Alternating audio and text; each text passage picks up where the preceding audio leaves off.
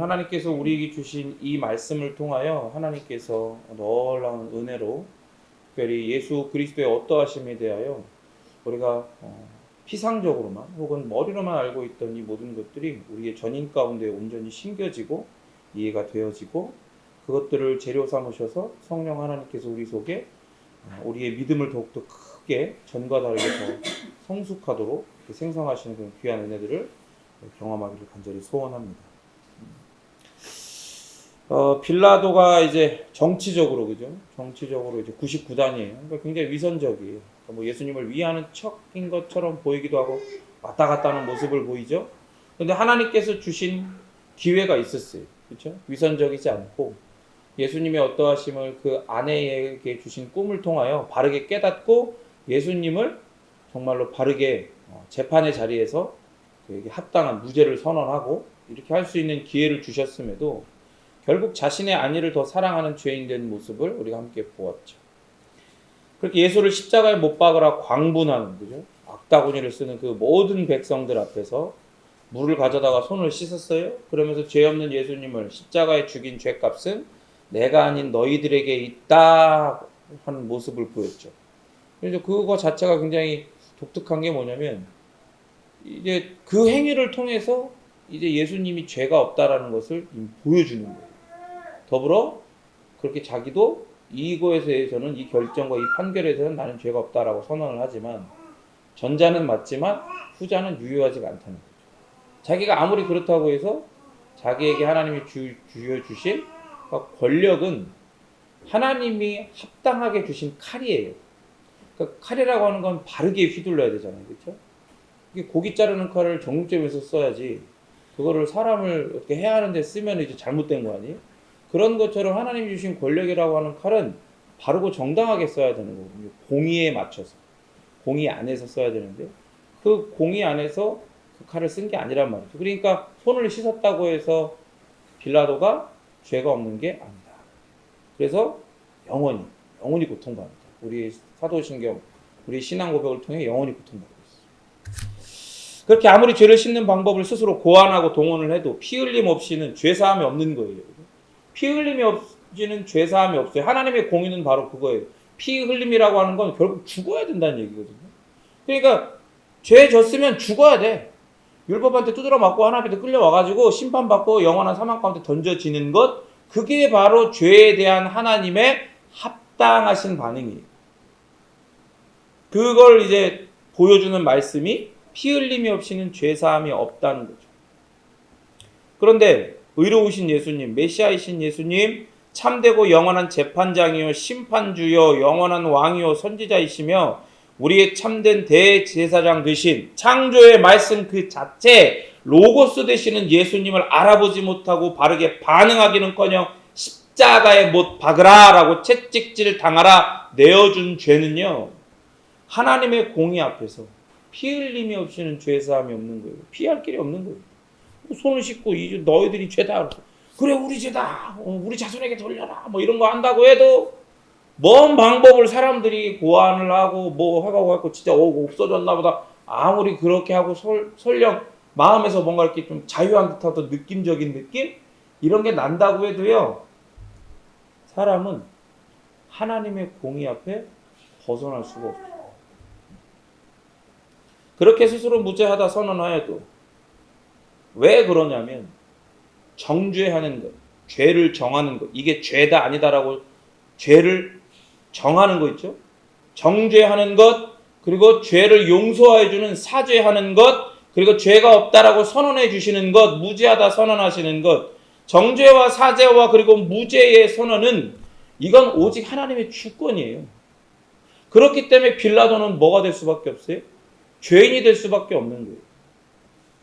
이제 예수님은 빌라도의 관저로 끌려가서 온갖 희롱과 수치를 당하십니다. 십자가 처형의 초점은요, 고통도 고통이지만 수치가 굉장한 초점이에요. 왜 예수님이 수치를 당하셔야 했는지 오늘 이 말씀을 통해 우리가 깨닫기를 간절히 소원합니다. 27절 읽겠습니다. 시작.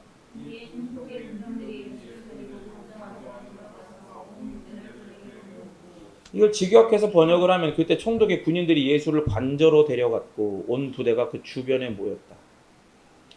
그 총독의 군인들이 예수님을 총독이 있는 본부 그 관저로 이제 데려가요. 그리고 온 부대가 예수님 주변에 집결을 하죠.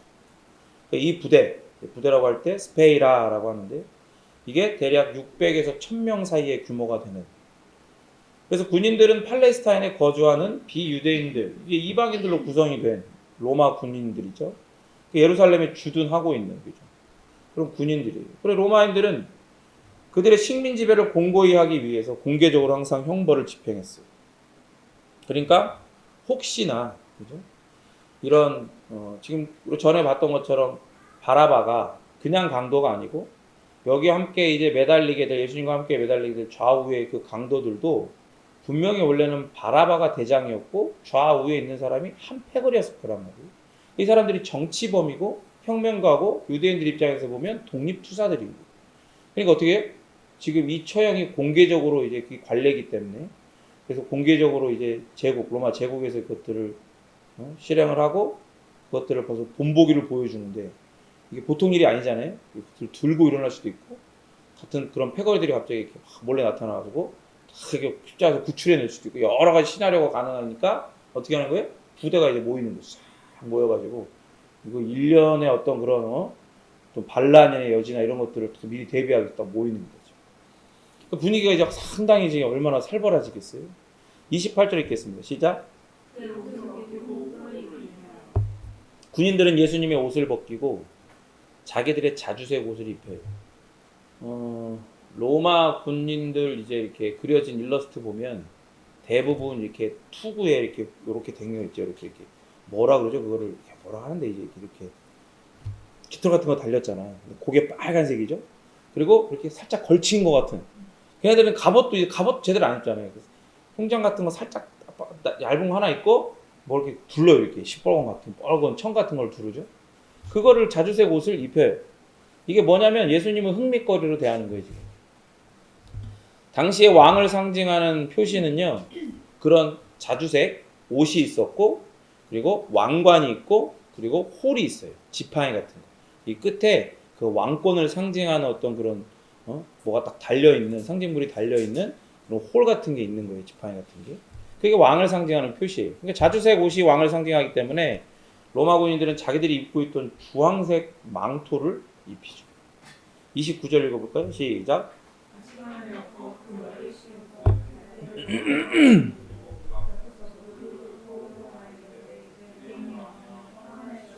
직역하면 그리고 가시 왕관을 엮어 예수의 머리에 두었고 그의 오른손에 홀을 두었다. 예수 앞에 무릎 꿇고는 그를 조롱하며 말했다. 만세 유대인의 왕이여.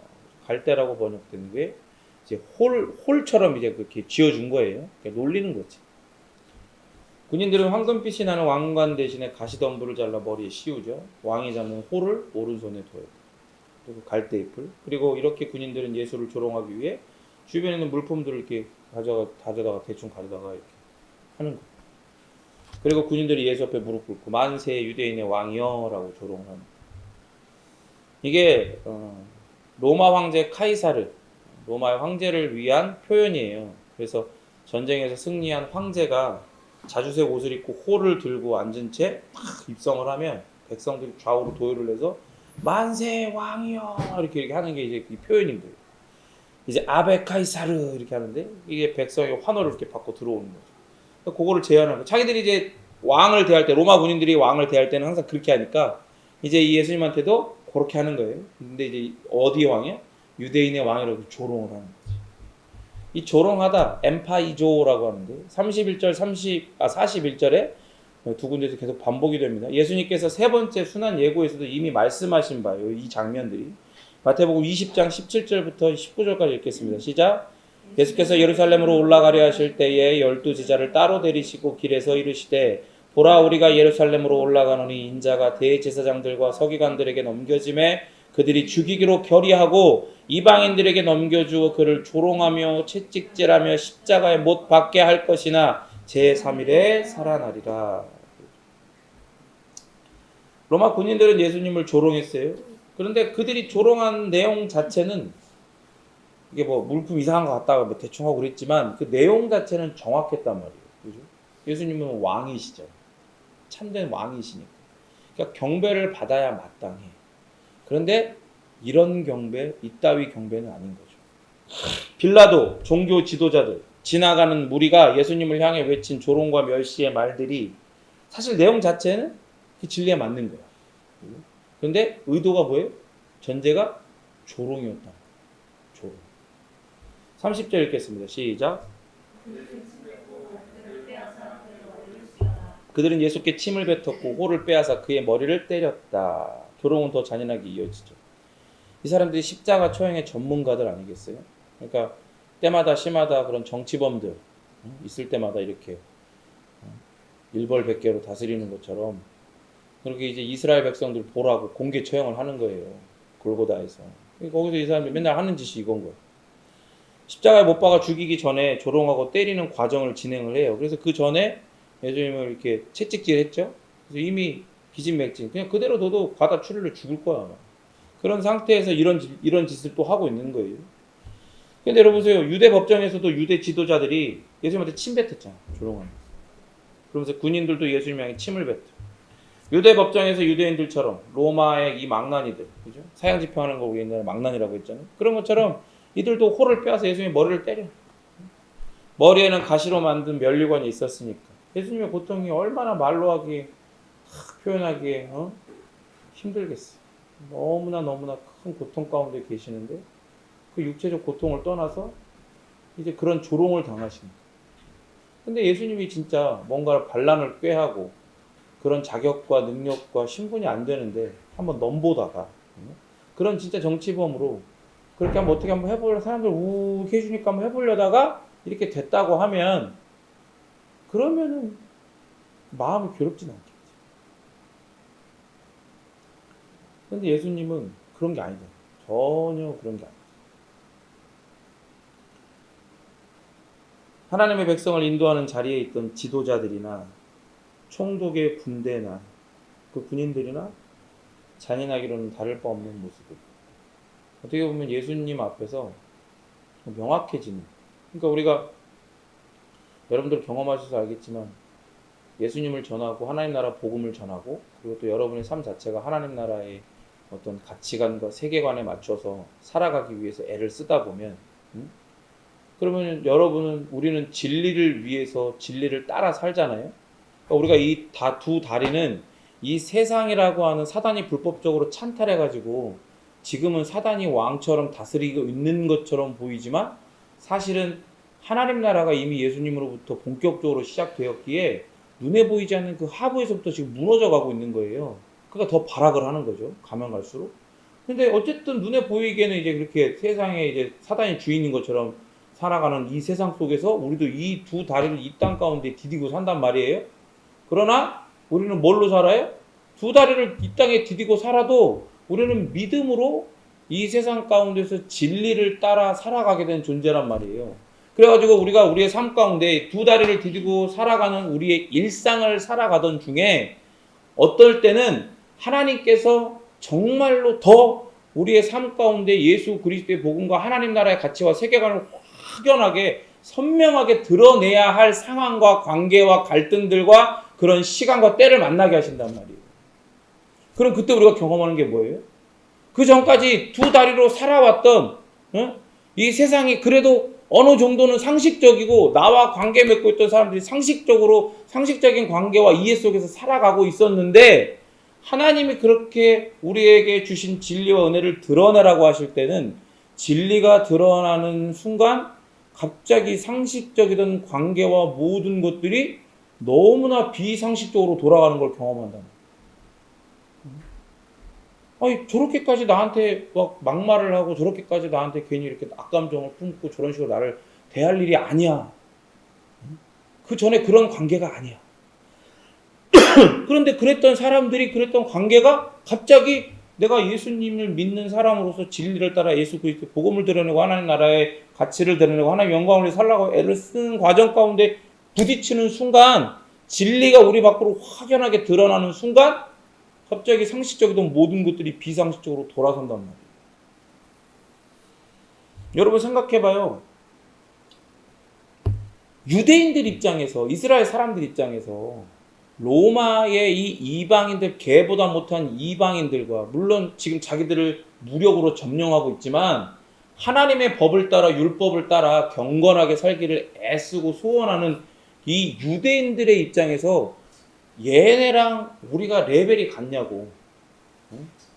전혀 레벨이 다르고, 우리는, 이 사람들은 이미 여기에서 이미 만들어지고 세워진 불법적이고 무력적인 폭력적인 제국의 사람들이지만, 우리는 장차 하나님께서 보내실 메시아를 통해 완성될 하나님의 나라를, 더 격이 다른 나라를 살아가 될 사람들이라.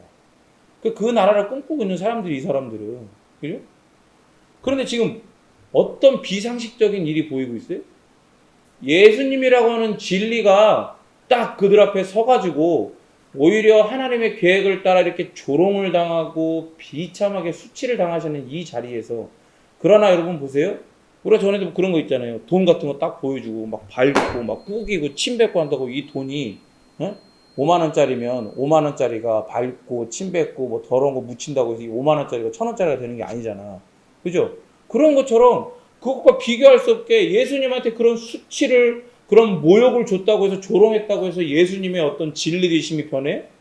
변하지가 않잖아요. 그러니까 그 예수님의 진리되심이 딱 선 순간 너무나 상식이었어.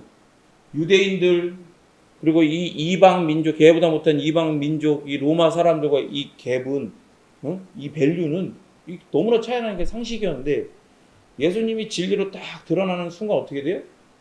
다 드러나. 폭로당하는 거야. 먼찐? 전문 용어 얘기하면 또 이렇게 헤맨다, 저렇게 또.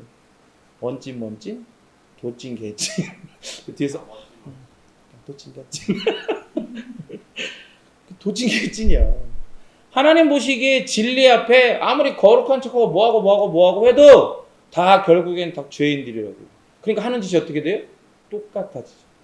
예수님을 대하는 모습이 똑같아져요. 지금 마태복음은 그걸 의도적으로 보여주는 거예요. 그걸 드러내고 있는 거예요. 폭로하고 있는 거예요. 누구 앞에서 그게 드러난다고요? 예수님 앞에서 그게 드러난다. 유대 법정에서처럼 하나님의 아들이신 예수님은 이방인들의 손에 조롱을 당하셔요. 그리고 이 예수님은 이사야 50장에 묘사된 고난의 종이셔. 이미 이사야 50장에서 예언을 하셨어요. 읽어볼까요? 시작. 나를 때리는 자들에게 내 등을 맡기며 나의 수염을 뽑는 자들에게 나의 뺨을 맡기며 모욕과 침뱉음을 당하여도 내 얼굴을 가리지 아니하였느니라. 그렇게 가시는 거. 가리지 않고 당하시는 거. 31절 읽겠습니다. 시작. 희롱을 다한 후 홍포를 벗기고 도로 그의 옷을 입혀 십자가에 못 박으려고 끌고 나가니라. 그렇죠. 그들은 예수를 조롱한 후 자주색 옷을 벗기고 그의 옷을 입혔다. 그들은 십자가에 못 박으려고 그를 데려갔다. 이제 그들이 이제 사람들 앞에서 조롱하고 하는 거 다 보여줬으니까, 그죠? 다시 옷 입히고 끌고 나가는 거예요. 이제 어디로요? 우리 제목처럼 골고다로 끌고 가는 거예요. 그 십자가에 매달려고, 그 십자가 처형 장소인 골고다로 갑니다. 당시 십자가형을 선고받은 사람은요, 사람들이 가장 많이 다니는 곳을 통과해서 처형 장소로 가요. 이게 왜 그런 거예요? 대중한테 공포감을 심어주는 거예요. 로마한테 반기를 들었다가는 요런 꼴을 당하게 될 수밖에 없다. 그죠? 그래서 그런 로마 제국에 대한 반역을 행하지 않도록 경고하는 목적이었죠. 그래서 본문은 유대인의 왕이 이방 군인들에게 조롱당하고 매맞는 모습에 초점을 맞춰요. 마태복음은 유대인의 왕으로 오신 이가 경배를 받는 게 아니에요. 오히려 수치를 당하고 있다는 걸 강조해서 보여요. 수치를 당하고.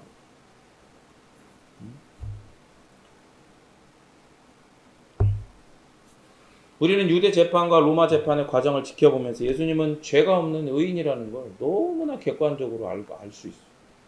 그죠?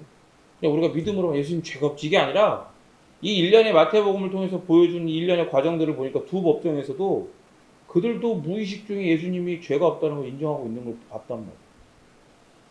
무엇보다도 복음서의 흐름과 제자들의 고백을 통해서 예수님은 약속대로 하나님께서 보내신 유대인의 왕이고, 그 이스라엘 백성들이 그 하나님이 보내실 메시아 왕에 대한 표현을 뭐라 그래요? 다윗의 아들. 다윗의 아들. 그 예수님이 다윗의 아들인 걸 알고 있어. 그러나 유대와 로마 법정은 십자가 처형이라는 형벌을 내리죠. 그리고 무지하고 잔인한 군인들은 유대인의 왕이라고 예수님을 부르며 조롱까지. 유대인들과 로마 군대에 의해서 버림받고 조롱당하시는 예수님은 성경에 기록된 메시아의 길을 가세요. 그러니까 상황과 환경이 어떻게 바뀌면 그거에 맞춰가지고 뭐 이렇게 임기응변으로 이렇게 뭐 하시는 게 아니라 그냥 당신은 하나님 아버지께서 이미 계획하신 대로 때마다 시마다 선지자들을 보내가지고 그 예수님에 대해서 그 예수님이 하실 일에 대해서 그렇게 파편적으로 이렇게 예언하셨던 모든 부분들을 당신의 삶을 그냥 그대로 그게 이제 투영된 삶을 살아가시는 거예요. 그게 그대로 다 적용된 그것을 그대로 성취하시는 삶을 그냥 그대로 가시는 거예요.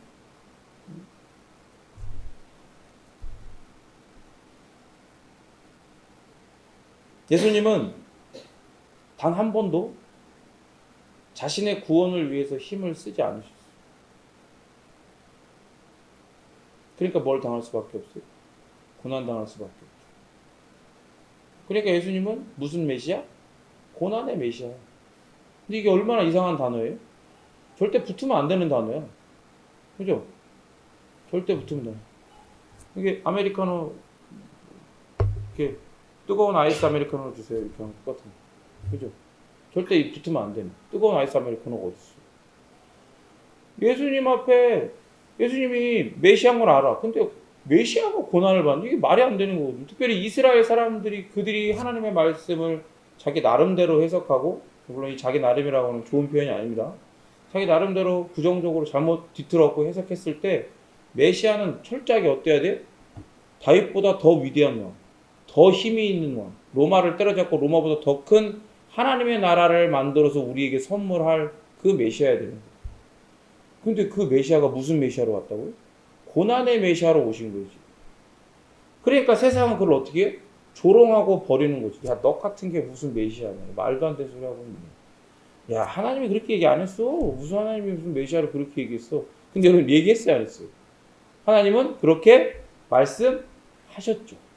자기들이 눈을 가리고 안 본 거야. 그죠? 나중에 다시 오실 예수님의 그 모습에 대한 말씀들을 가지고 와가지고 애써 그것만 들여다보면서 그걸 가지고 우리의 메시아는 이런 메시아, 승리하는 메시아, 영광의 메시아, 다윗의 자손 그렇게 얘기했던 거예요. 그냥 버리는 거야 이렇게. 예수님은 그런 수치를 감내하시면서 한 걸음씩 십자가의 길을 가시죠. 여러분 이게 지금 보여요? 예수님이 지금 이 걸음이 보여요?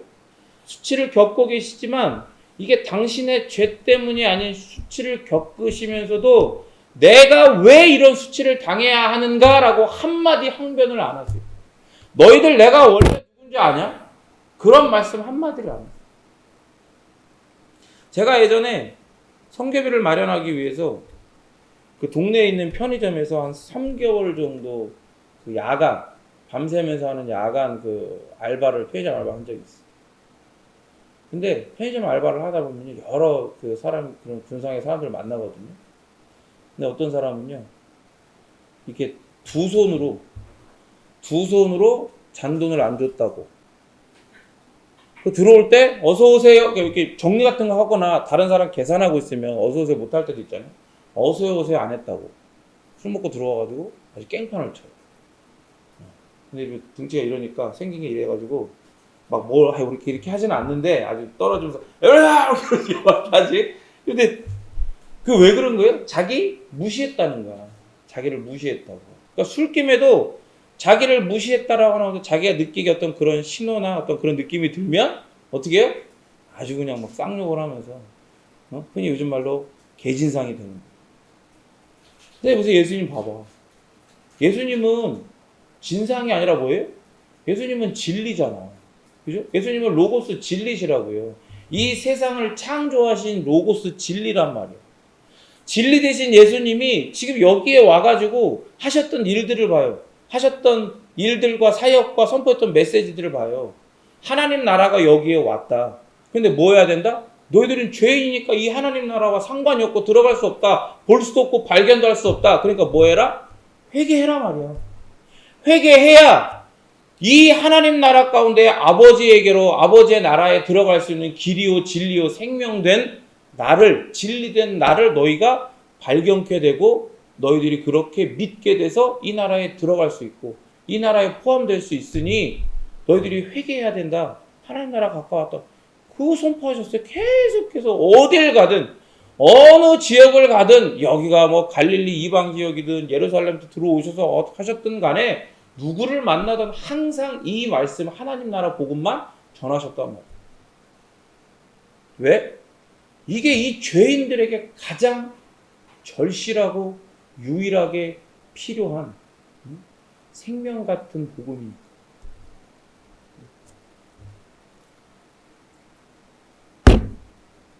그런데 그걸 가지고 판단을 하는 거예요. 야, 꼴랑 하는 말이 저거야? 우리가 배운 거랑 좀 다른데? 생긴 것도 보니까 흥분할 것도 없는데? 뭐 카리스마도 별로 없고, 응? 가르칠 때는 뭔가 좀, 이렇게 좀 압도되는 것 같은 느낌이 있지만, 뭐 회당을 나가서 뭐 이렇게 하는 거 보면은, 뭐 율법 다 어기고, 제자들 걸 다 율법 어기고, 안식일도 범하고 막, 저거 완전히 사이비 이단 아니야? 그래서 그 마음에 뭐가 있어요? 시기가 있는 거예요. 예수님이 백성들 싹 끌고 다니고 그들의 마음을 하나님의 말씀으로 감동 감화시키고 율법을 재해석해 주시고 재해석이 아니죠. 바르게 원래대로 하나님의 원의 율법에 들어가는 원의를 드러내신 거예요. 그런 모습들의 시기가 일어나니까.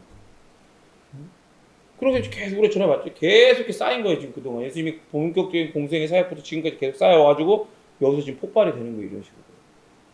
그러면 여러분 아까 그렇게 수약고 두 손을 안 줬다고 어서오지 않았다고 막 하고 막 항변하고 막 하는데 항변 아니잖아. 진상이지만 예수님은 당신의 죄 때문이 아니야. 지금 이 수치를 당하는 게. 응? 모든 두 법정에서도 다 예수님이 죄가 없다라는 걸 은연중에 자기들도 다 얘기하고 있어. 그럼에도 어떻게 한마디 항변을 하지 않으시죠? 왜? 왜 한마디 항변을 안 하실까요? 왜 안 하실까요? 왜 안 하는 거라고 생각해요? 수정아, 왜 예수님이 한마디도 안 하는 거라고 생각해?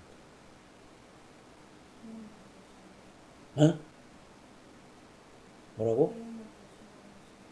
죄인을 대신하기 위해서? 죄인을 대신해도 항변을 할 수 있잖아. 야, 니네 나 이런 사람 아니다. 내가 지금 누구 때문에 이렇게 하는 건지 아냐? 이렇게 얘기할 수 있잖아. 왜 항변을 안 하실까? 다른 사람 어떻게 생각해? 혜연이는 왜 항변 안 하시는 거라고 생각해? 말만 바꿨네? 친구라고 말만 바꿨네. 응. 말씀에 나와 있으니까. 그렇죠. 그것도 맞을 수도 있죠. 그렇죠. 성취하기 위해서. 그렇죠. 근데 말씀은 그렇게 했으니까 예수님이 해야 되는 게 아니에요. 무슨 말인지 알아요?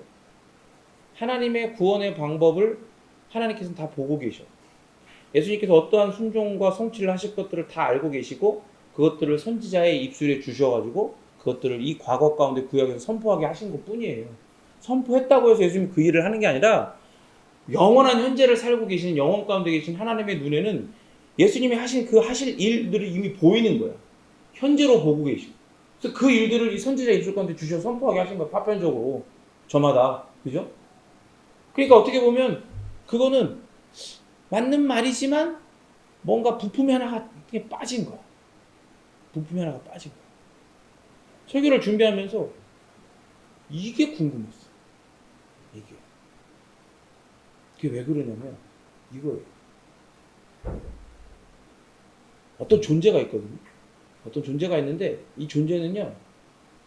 수치를 몰라. 철면피야. 수치를 몰라. 그리고 알고 싶어 하지도 않고요. 지 주제가 어떤 주제인지도 파악도 안 돼. 그리고 자기가 얼마나 비참하고 혐오스러운지 파악이 되지 않아요. 이 존재를 성경에서 뭐라 그래요? 무슨 인? 그렇죠. 죄인. 죄인이 있잖아요. 아까 얘기했죠? 수치를 알 리가 없어.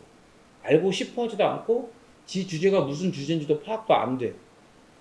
그런 비참함과 혐오스러움 가운데 있으면서도 그게 파악이 안 된다니까. 그게 죄인이에요. 지가 잘난 줄 알아. 그러니까 그 죄인이 예수님 왜 한마디도 안 하시냐? 수치를 당하시는 예수님을 보고 깨달아요. 이 수치가 원래 내 몫인데, 죄인 입장에서 내 몫인데, 죄가 없으신 예수님이 사랑의 하나님의 아버지께서 그 계획하신 놀라운 사랑과 구원의 계획을 따라 나의 자리에서 나의 수치를 대신 당하고 계시잖아요. 그런데 보세요. 수치를 당해야 하는 그 죄가, 이 죄가 지금 얼마나 혐오스럽고 정말로 저주스러운 죄예요.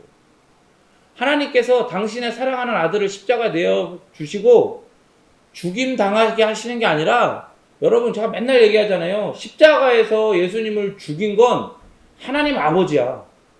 하나님 아버지가 예수님을 십자가에서 죽이시고자 계획하지 않으셨다면 그 누구도 죽일 수가 없어요. 어떤 시도를 한다 할지라도, 아니 하나님 아버지께서 막지 않으신다 하더라도 예수님께서, 그게 하나님 뜻이 아니야? 예수님이 이렇게 죽으시는 게 하나님 뜻이 아니면 하나님이신 예수님은 말씀 안 하셔도 그냥 천사가 딱 와서 그냥 바로 쓸어버리는 거죠. 12영이 넘는, 12군단이 넘는 천사를 동원할 수 있다고 했죠. 그러니까 보세요. 이게 뭐예요? 수치를 당해야 하는 그 죄가, 그 죄인됨이 예수님 모습을 통해서 지금 폭로되고 있는 거예요. 이 죄가 얼마나 수치스러우냐? 말을 할 수 없을 정도로 수치스럽다. 이게 드러나니까, 이게 내 죄가 드러난 거야. 이 죄가 얼마나 더러운 죄인가, 혐오스럽고 비참한 죄인가 드러나가지고 이게 너무 수치스러워서 말을 못하는 거예요. 한마디 말을 할 수가 없는 거예요. 근데 지금 예수님이 아까 우리 혜연이랑 수정이가 얘기한 것처럼 그런 죄인 된 우리의 자리에 대신 오셨잖아. 그러니까 그 수치를 폭로당하시는 거, 우리의 죄를 우리의 자리에서 우리 대신 폭로당하고 계시는 거예요. 그러니까 어떻게 하시는 거예요? 한마디 말이 없으신 거예요. 그걸 구약의 선지자들은 뭐라 그래요? 하나님의 어린 양이 말없이 그렇게 죽임당한다고 표현을 하는 거예요. 너무나 부끄럽다는 거예요. 우리의 죄가, 우리의 죄로 인한 우리의 수치가 얼마나 부끄러운지 말을 할 수 없을 정도라는 거예요. 이게 뭐라고, 이걸 유구무원이라고 하는 거예요. 입이 있어도 말을 할 수가 없을 정도. 여러분 보세요. 그렇게 말씀하시지 않고 수치를 당하신, 아무 말도 안 하고 수치를 당하셔. 그런 예수님을 보고 깨달아야 되지 않겠어요? 저게 바로 내가 당했어야 하는 나의 죄로 인한 나의 수치구나. 너무나 수치스럽구나. 그래서 예수님은 한마디 말씀을 하실 수가 없구나. 깨달아야 된단 말이에요. 그런데 예수님께서 나를 대신해 수치를 당하고 계시는구나. 근데 보세요. 마음에 와닿지 않아요? 이게? 예수님께서 이렇게 아무런 말씀이 없이 그렇게 수치 당하시는 게 여러분의 마음에 와닿지 않고 마음 깊숙한 곳에서부터는 동의가 안 돼? 그래, 그렇지, 맞지 하는데 여기서부터는 동의가 안 돼요? 내가 뭐 저 정도까지 수치를 당할 일을 뭘 했다고? 내가 뭐 저렇게까지 했나? 보세요. 예수님은 지금 유대인의 왕이라고 수치를 당하고 계시죠. 여러분 이게 그냥 한 게 아니야. 이게 여러분 유대인의 왕이라고 하는 게 십자가에서는 대부분 정치범이, 반역을 꾀하던 자들이 거기서 달리니까 의례적으로 이런 표현을 하고 한 게 아니고, 이것도 지금 죄인이 빠져나갈 수 없는 자신의 죄인됨을 발견하라고 지금 폭로하는 그런 표현 중에 하나인 거예요. 왜요? 보세요. 여러분 정말로 내가 내가 저렇게까지 수치스럽다고, 이렇게 나는 저 정도까지는 아닌데, 혹은 머리로는 알아도 마음에서부터는 동의가 안 되잖아요. 대부분이. 나도 그랬어. 나는 그랬거든요. 나는 죄를 저렇고도 내가 저렇게까지는 한마디 말씀을 하실 수 있지. 저 정도까지는 아니다. 그렇게 생각이 들었단 말이야. 무의식적으로나. 근데 보세요. 여러분, 우리가 우리의 자신의 삶에서만큼은 왕 노릇하기 원하지 않아요? 그죠? 그러기 위해서 내가 내 삶에서는 내가 왕이 되기 위해서 최선을 다하지 않았냐 이 말이에요. 모든 자원과 시간과 물질과 내가 맺고 있는 모든 관계까지 내 삶의 주인이, 내 삶의 왕이 내 자신이 되기 위해서 다 동원하지 않았냐 이 말이에요. 뭘 그렇게 열심히 살지도 않았어요. 저는 이렇게 얘기할 수도 있어요. 에이, 난 그런 욕심 없어요. 평범하게 살았는데 무슨 그렇게 왕이 되려고 하고 그런 거 아니에요. 여러분 보세요. 이렇게 생각하는 사람은요, 무서운 게 뭐냐면 지금 예수님의 수치 당하심과 이 예수님의 수치와 상관이 없는 사람이라는 거야. 이게 마음에 안 와닿으면 이 사람은 지금 예수님의 수치와는 상관이 없는 사람이라는 거예요. 의로운 사람이라는 게 아니에요. 예수님께서 수치 당하심을 통해 이루신 모든 은혜의 덕과 상관이 없는 사람이라는 거예요. 자기 자신의 의와 자기 자신의 공로와 자기 열심으로만 살아가야 하는 그런 비참한 존재라는 거야. 그리고 욕심이 없어? 평범해? 소박해? 저건 그렇게 뭐 죄도 많이 지진 것도 아니고 내가 뭐가 왕이 되려고 뭐 그런 것도 아니고 그냥 평범하게 살았어요. 그래요? 자, 봅시다. 그런 건요, 결론부터 얘기하면 그런 사람은 어떤 거냐면, 그런 사람은 그 사람이 택한 왕의 모습은 그런 평범한 나라의 평범한 왕의 모습인 거예요. 나는 왕 되려고 한 적 없는 게 아니라 그 사람이 택한 나라가 평범한 나라고 그 사람이 택한 왕의 모습이 평범하고 소박하다, 자기 주관적으로 생각하는 그런 모습이라고. 욕심이 없는 듯, 소박하고 그저 다른 사람들 세상의 기준으로 볼 때 내 앞, 뭐 요 조그만 삶, 그냥 다른 사람한테 피해 주지도 않고 나도 별로 피해 보지도 않고 싶어하는 그런 삶, 그냥 작은 것에 기뻐하고 만족하며 사는 삶, 뭐 그게 잘못은 아니잖아 이렇게 얘기할 수 있잖아요. 그게 무슨 왕과 같은 삶을 원하는 거냐? 그게 무슨 왕과 같은 삶이냐? 얘기할 수 있어요. 무슨 수치를 당하는 삶이고 그게 예수님께서 수치 당하시는 것과 무슨 상관이고 이게 예수님이 수치 당하셔야 할 정도의 삶이라는 게 이해가 안 가고 동의가 안 된다라고 할 수 있어요. 그렇게 소박하고 평범하고 그러면 그럴 수 있지. 시킨 대로 사회에서 이렇게 범죄같이 이렇게 뭐 하라는 것만 하고 이렇게 살아왔고 그랬으면 그럴 수 있어. 이런 생각할 수 있어. 자, 봅시다. 그렇게 말하는 그 사람의 삶에서 그런 욕심 없고 소박하고 피해 주지 않고 피해 당하고 싶지 않은 그런 작은 것에 기뻐하고 만족하는 삶을 살기 위해 때마다 심하다. 그런 삶을 계속 살고 유지하기 위해 때마다 심하다 결정을 누가 해요? 결정을 누가 하냐고. 더 열심을 내면 더 큰 삶, 더 큰 이익을 얻을 수 있어. 그 치열하게 해갖고 내 자원 다 동원해갖고 내 바운더리를 넓혀갖고 내 나라가 더 넓어질 수 있어. 그래서 모든 사람들 가운데 내가 왕처럼 막 그냥 군림하고 사람들 막 이렇게 할 수도 있고. 그런데 그렇게 안 했어. 결정 안 하고 그냥 만족해. 그 결정을 누가 하냐고. 엄마 아빠가 해줬어? 직장에 무슨 뭐 상무님이 해줬어? 학교에 교수님이 해줬어? 남편이 해줬어? 아내가 해줬어? 자녀가 해줬어? 아니요. 누가 했어요? 자기 자신이. 그럼 묻겠습니다. 나라의 대소사의 최종 결정권자가 누구예요? 대통령? 성경식으로 하면은 왕이잖아요. 그죠? 그래, 결정하는 사람이 왕이고 왕이 결정하는 거예요. 그러면 세상의 기준에서 그거 괜찮은 거야. 그 정도는 뭐 완전히 선한 것도 아니지만 뭐 악도 아니지. 그냥 평범하고 소박한 거지. 혹은 이야 그거 완전히 쩐다. 완전히 선해. 혹은 완전히 착하다. 야 박수만 하면 그런 삶을 결정했다 해도 있잖아요. 하나님은 사람의 마음을 꿰뚫어 보세요. 잠언 21장 2절 시작.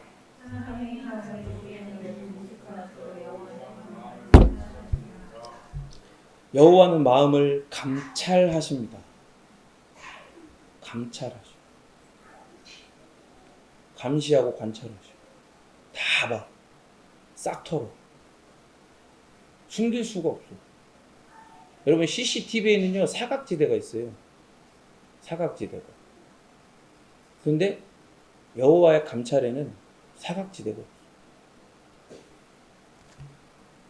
그런 사각지대 없는 하나님의 감찰의 눈앞에 내 삶의 소박함, 사람들도 다 선하다고 인정해 준다 뭐 이런 거 주장해도요 결국 하나님을 적극적으로는 아니어도 하나님 앞에 일을 드러내고 으르렁거리고 하나님 꺼져버리라고, 하나님 지워버리고, 하나님 말씀하시는 성경의 어떤 기준, 하나님의 공의, 선 이런 거 말고 세상에 다 지지해주고 있으니까 나는 지금 잘하고 있는 거 이런 것까지는 아니더라도 소극적으로 하나님의 왕되심을 지워가고 인정하지 않는 마음, 내가 여전히 나에게는 나의 삶이라는 성, 나라에서 내가 왕이 되고자 하는 마음을 숨길 수가 없어요. 뭐 앞에서? 하나님의 감찰의 눈 앞에서 숨길 수가 없다.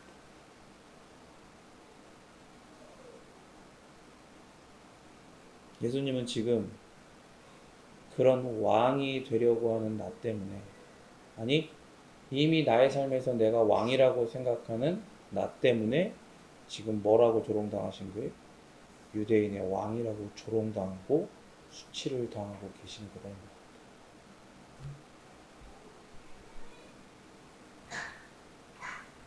우리가 아까 찬양을 드렸잖아요. 이런 주님의 이름을 우리가 찬양해야 됩니다. 왜요? 주께서 우리의 자리에서 당하신 조롱과 수치, 한마디 말 없이 그런 조롱과 수치를 당해도 되는 그 죄 때문에, 거지 같은 왕의 모습 때문에 예수님이 대신 조롱과 수치를 당하셔서 우리는 더 이상 조롱과 수치의 대상이 아니게 되었다는 거예요. 예수님 말씀하시잖아요. 진리를 알지니 진리가 너희를 자유케 하리라. 뭐가 진리예요? 기본적으로는 예수님이 진리시라는 걸 기둥처럼 못 박아놓고 여기서 뭐가 나와요? 하나님의 감찰의 눈에는 우리가 아무리 저는 소박해요, 평범해요, 막 그렇게 해도 숨길 수가 없어요. 뭘? 우리가 왕이 되려고 했다. 하나님을 살짝 저 밑바닥에서부터 여기는 모르겠지만 살짝 지워버리고 거기서만큼이라도 내가 왕이 되려고 하는 이런 영역들을 하나님의 감찰의 눈에는 숨길 수가 없다니까요. 내가 수치당해야 되는 거예요. 원래 내가 조롱당해야 되는 거예요. 발가 벗겨지고 가시관 쓰고 말도 안 되는 그런 홀이라고 해서 잡아가지고 자기들 입는 옷 입혀가지고 지금 피 흘려갖고 막 거의 기진맥진 죽어가기 직전인데 그 짓을 내가 당해야 된다고 원래.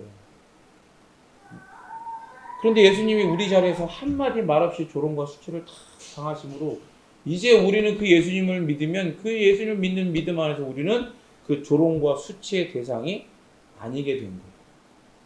여러분 이게 중요해요. 한 번 유예되는 게 아니고요. 집행유예로 풀려난 게 아니라 영원히 너희들은 조롱과 수치의 대상이 아니다라고 하나님께서 선언해 주셨대요. 다른 사람이 선언한 게 아니라 세상의 법정, 오늘 예수님께서 보여주신 이 법정들에서 선언한 게 아니라 하나님이 계신 하나님이 재판장 되시는 하늘 법정에서 이 영원한 자유의 선언이 일어났다고. 누구에게? 우리에게. 조롱과 수치의 대상이 우리는 아니에요. 왕이 아닌 자가 왕노로 타려다가 영원한 왕이신 하나님 앞에 온갖 조롱과 수치를 당하며 심판받고 영원한 멸망과 죽음을 당해야 하는데 예수님께서 우리를 위하여 행하신 이 일 때문에 우리는 하나님을 향하여 마음을 들고 고개를 들고 아바 아버지라 찬양하며 예수님을 통해 우리에게 보이신 이미 증명하신 그 큰 사랑에 감사하고 감격하며 감동하여 이렇게 하나님의 말씀 앞에 청종하고 하나님 앞에 예배할 수 있고 하나님 이름을 높일 수가 있게 되었다. 여러분 이런 격상은 없어요. 온 우주 만물에 이 세상 가운데에 시간이 시작되고 물질 세계가 시작된 이후에 이러한 격상은 없어요. 이러한 격상은 없어요. 수치와 조롱의 대상이 아닌 진정한 왕이시며 이제 곧 온 우주의 왕으로 심판주로 오실 예수님을 찬양해야 되는 이유가 바로 이거예요.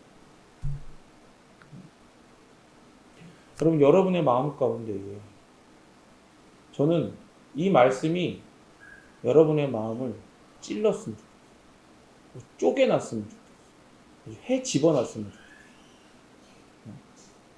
여러분들의 마음이 지금 상태가 너무 불편했으면 좋겠어요.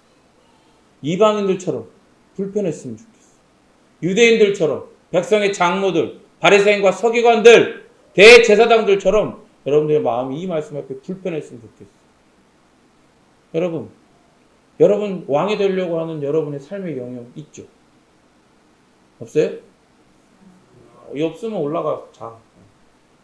있죠? 있어. 애써 눈 감고 아닌 척하고 있다가도 그게 확 이렇게 드러날 때가 있어. 숨기고 싶은 게 있죠. 있어요. 있다.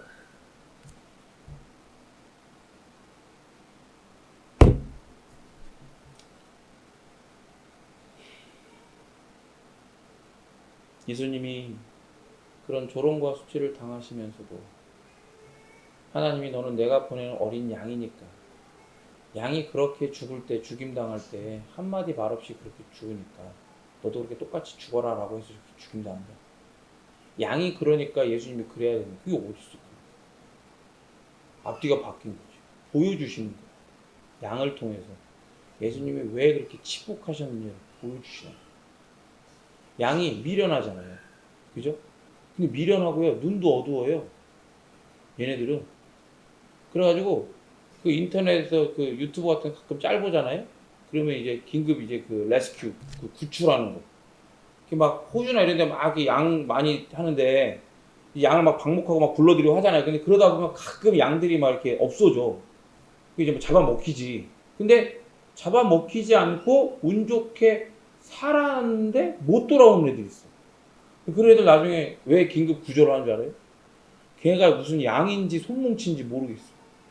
털이 너무 많이 자라가지고 다 온몸을 덮고 있는 거야. 이렇게 여기까지 다 덮고 코가 이렇게 호흡만 쓰고 있어. 그럼 잡자마자 뭐예요? 물 먹이고 그거 하고 바로 털 미는 거야. 이렇게 털 미는 거야. 털도 지가 못 밀어. 이게 뭐 다른 동물들은 가가지고 이렇게 뭐 비비기도 하고 나무에 비비기도 하고 털갈이도 하고 하잖아요. 그것도 안 돼. 그런데 이제 그러면서도 고집은 엄청 세. 눈도 잘 안 보이고 넘어졌다가 잘 일어나지 못해 버둥버둥거리고 빨리 안 일으켜주면 배에 가스가 차고 죽어. 웃겨. 내가 볼 땐 거의 그 육지의 개복치급인 것 같아. 양. 근데 고집은 엄청 세. 아니 이 양을 키우는 목동이 이 양이 먹어야 하는 풀과 물이 어디를 먹어야 하는지 알아. 이 양의 체질을 알고 그래서 이 양이 여기 있는 풀과 여기 있는 물을 마셔야 건강히 잘 클 수 있어. 알아. 근데 이 고집이 센 거야. 안 먹겠다는 거지.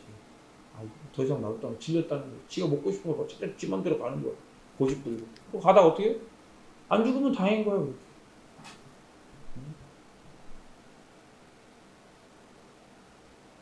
여러분 왜 예수님이 그냥 어린 양이 아니고 하나님의 어린 양이에요? 우리가 양이야. 고집스러운 양. 목동을 인정하잖아요. 마태복음은 왕과 목동을 섞어서 표현하잖아요. 구약에서 갖고 와가지고 왕 같은 목자, 목자 같은 왕. 그가 바로 우리를 구원하러 오신 메시아다. 그죠? 구약의 모든 것도 인용이었고 그렇게 우리 알려주잖아요. 우리는 그 목자가 그 왕이 싫은 거야. 내가 내 삶에서는 내가 목자하고 싶고 내가 내 삶에서는 내가 왕이 하고 싶은 거야. 내가 먹을 거 내가 알아서 해. 내가 먹고 싶은 거 먹을 거야. 먹으면 안 된다니까? 너 그거 먹으면 너 분명히 탈이 나고 너 죽어. 아니요. 안 죽어요. 내가 먹고 싶은 거 먹을 거야. 내가 마시고 싶은 거 마실 거야. 그리고 기어이 나가. 멀리 나가가지고 아닌 척 가가지고 잊어버리는 거야. 다 들어올 때 못 돌아오고. 왜 예수님이 하나님의 어린 양이에요? 그냥 양이 아니고. 예수님은 우리를 대신한 양이야. 우리를 대신. 그런데 예수님이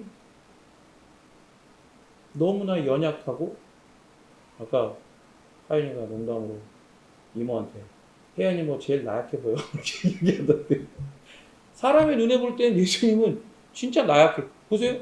내가 내 삶에서 왕 되려고 해. 내 삶의 결정은 내가 하는 거야. 내 삶의 주인은 바로 나. 그런 노래도 있잖아요. 뮤지컬 같이 하는 거. 얼마나 멋있어 보여. 그게 요즘에 세상의 트렌드거든요. 만화나 있잖아요. 만화나 뭐 드라마나 이런 것들 보면 그게 결론이 되게 많아. 네 삶의 주인은 너다. 밀고 나가라. 믿고 나가라. 자기 주도적으로 살지 말란 얘기는 아니야. 자기 주도적으로 살아야죠. 능동적으로 살아야 되는데 우리 인생의 진짜 주인, 목자, 왕이 누구냐고요. 하나님이신데 그걸 떠난 거잖아, 주인이. 그러면서 지가 자기 삶에서 왕이 되려고 하고 목자가 되려고 해. 주인이 되려고 해. 결국 뭐가 되겠다고 하는 거예요? 자기가 자기에겐 하나님이 되겠다고 하는 얘기예요. 그러니까 그거는 소극적으로 하나님을 지워버리는 거예요.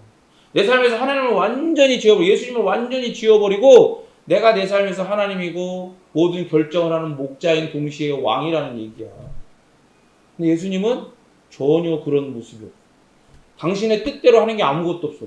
나는 하나님이 보내신 종이다. 그래서 하나님 아버지께 나에게 명령하신 대로 다 순종하며 지킨다. 그러니까 하나님이 말하라고 하시는 거 말하고 하나님이 행하라고 하시는 거 행하는 거예요. 다른 거 하는 게 아니에요.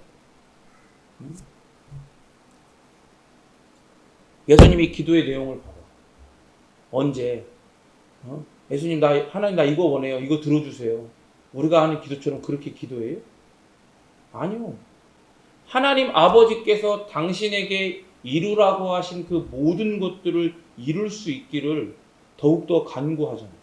그리고 이런 모습들이 내 제자들에게도 흘러가서 이 제자들도 이걸 받아가지고 하나님 아버지의 뜻과 그 나라와 그 영광을 위해서 살아갈 수 있는 믿음을 갖게 해달라고 기도하시죠.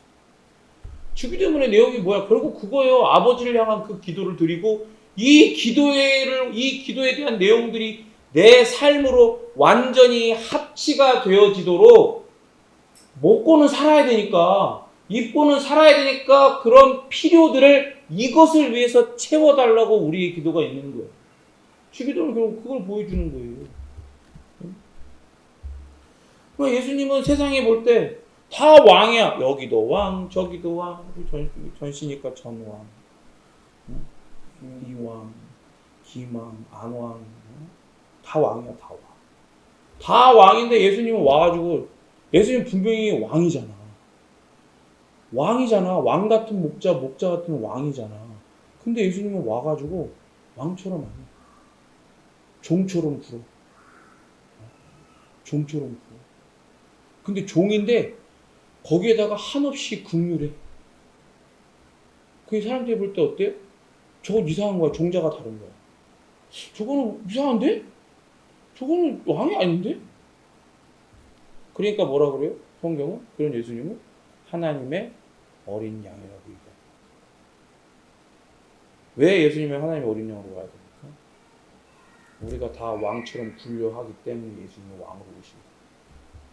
그래서 한마디 말 없이 자신이 왕 되려고, 우리가 왕 되려고 하는 이 더럽고 혐오스럽고 비참한 모습이 당신의 삶을 통해서 완전히 폭로되라고, 그걸 깨달으라고, 너희들이 왕 되려고 했던 모습이 하나님 앞에 얼마나 비참하고 혐오스럽고 더러운 모습인지 깨달으라고 한마디 말씀을 안 하셨다.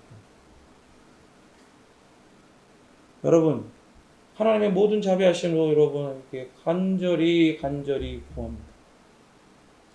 여러분의 왕 되려고 하는 그 악한 마음들을 깨달으십시오. 난 예수님 믿고 이제 아니에요.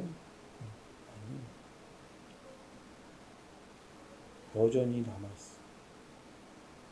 제가 여러분 아까 물어봤어요. 여러분 얘기했잖아요. 저 솔직히 제가 여러분한테 강요해서 여러분 말한 거예요. 그냥 넘어가 주자. 그래야지 빨리 설교가 빨리 끝나니까. 걱정하지 마. 오늘은 엄청 일찍 끝날 거야. 8시 반이 안 됐거든요. 아마 8시 반에 끝날 수도 있어. 오늘은 엄청 일찍 끝날 수도 있어. 이렇게 소망을 가지고 여러분들이 느끼고 있는 거야. 하나님 앞에 여러분들이 하나님이 결정하시고 말씀을 따라 결정하는 게 아니라 여전히 여러분들이 스스로 왕처럼 목자처럼 결정하려고, 먹지 말라는데 굳이 가갖고 처먹고, 마시지 말라는데 굳이 가서 마시고, 그렇게 아프고 괴롭고 하나님 살려주세요. 그 하나님 살려주시죠. 그죠? 그 회개하고 하나님 살려줘. 다시 더 기뻐해. 은혜에 기뻐해. 그렇게 살아야 되잖아. 경건의 벽을 안 세워. 관심이 거기에 여전히 없어. 나의 가치관과 사고방식이 여전히 뭐예요? 나의 세계관은 여전히 이 세상 왕의 세계관, 왕의 사고방식. 갑자기 왕 그러니까 왕의 제정 생각나네. 왕의 제정. 이런 썩을 것들 진짜. 다 그런 거야. 세상적인 거야. 또 어떻게? 또 그렇게 사는 거야. 그래서 기회만 되면 또 내가 결정하려고 하고 내가 왕처럼 나서려고 하죠. 굳이 내가 내 삶에 있어서 하나님이 되고자 하지는 않아요. 이렇게 표현을 하지만 그게 그거야, 여러분. 손바닥으로 하늘을 가린다고 하늘이 가려져요? 아니요. 그게 그거라고.